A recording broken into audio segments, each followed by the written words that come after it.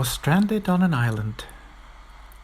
Since cats don't care much for water, or rather, they prefer not to get wet, this cat had decided to stay, which was fine until all food was gone.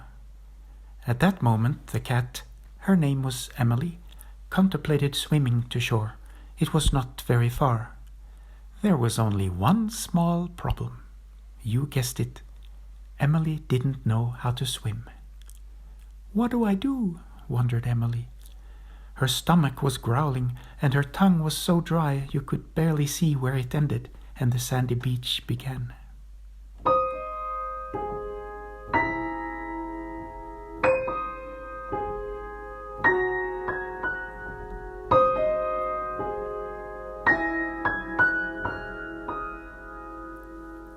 A tiny turtle came swimming.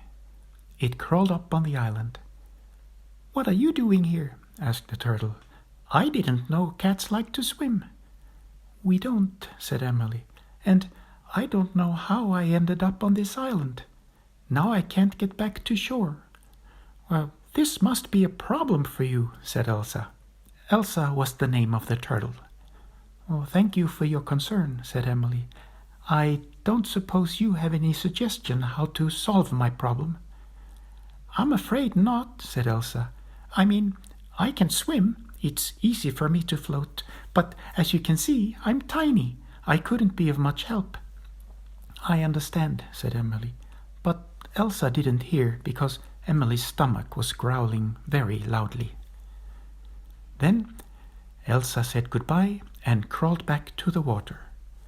"No, please don't leave," shouted Emily. But the turtle was already gone. "How can I get back to land?" wondered the hungry cat. "I think I'll just have to swim. If I really try, maybe it will work. It doesn't seem that hard. Besides, I don't have much choice." Emily took a deep breath and waded into the water, but almost immediately she began to sink, and soon she was back on the island, only very wet. "Well, that didn't work. What do I do now?" Minute after minute went by. Emily lay exhausted on the beach, panting heavily and dreaming of a big bowl of cold milk. Suddenly Elsa, the turtle, came swimming again. Emily looked up. "Nice of you to come back," she said. "It was getting a bit lonely here." Elsa didn't say anything. She walked up on the island, slowly, as turtles do. Behind her walked another turtle, at about the same speed. "Ah, you brought a friend," said Emily. Elsa didn't reply. Neither did her friend.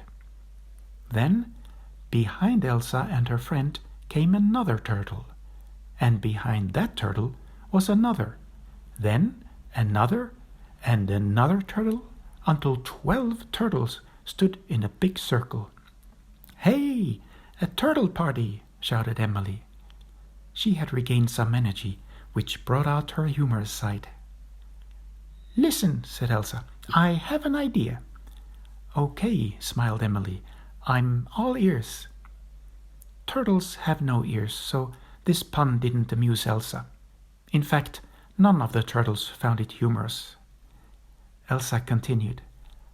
"I'll get in the water, right there."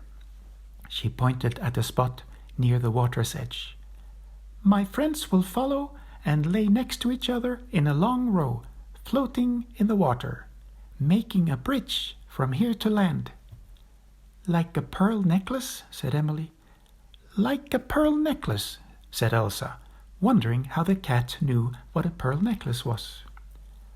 "All you have to do is jump from one shell to the next until you reach shore." "But won't you sink?" wondered Emily anxiously. "Not if you hurry, but you have to be quick and nimble. A quick touch on each shell, then move on." "Well," said Emily, "quick and nimble is my middle name." This little quip did go over very well. One turtle even chuckled. "Okay," said Emily, "let's begin." Elsa jumped into the water, followed by her friends, splashing all over Emily. She didn't like to get wet and was a little annoyed, but since she was about to be rescued, she didn't mind that much. Soon all 12 turtles lay in the water in a long row, like a pearl necklace, miniature islands sticking out of the water. Emily braced herself. Quick and nimble, quick and nimble, quick and nimble. Then she jumped onto Elsa, barely touching her shell, before skipping to the next turtle's shell, and then to the next, and suddenly Emily lost her balance. She wobbled and swayed. Ah! The turtle under her feet rocked back and forth, rolling like a little boat in a big storm. It swung this way and then that way and then this way again. It was almost impossible for Emily to stay up. Elsa shouted, "Quick, jump to the next turtle," which Emily did. She jumped to the next shell and finally reaching solid ground. Phew! Emily was very happy to be back on land, and so relieved. All the turtles gathered in front of Emily. She wanted to hug every single one of them. "Thank you for saving me, and thank you, Elsa, for coming up with this great idea. I don't know how I could have made it without you. I would have been stuck on that island forever. If you ever need my help, please let me know." "We will," said Sophie, a turtle in the back. And with that, Emily waved goodbye, said thank you one last time, and left. At home, a big bowl of milk was waiting, and never before in her cat life had it tasted so delicious.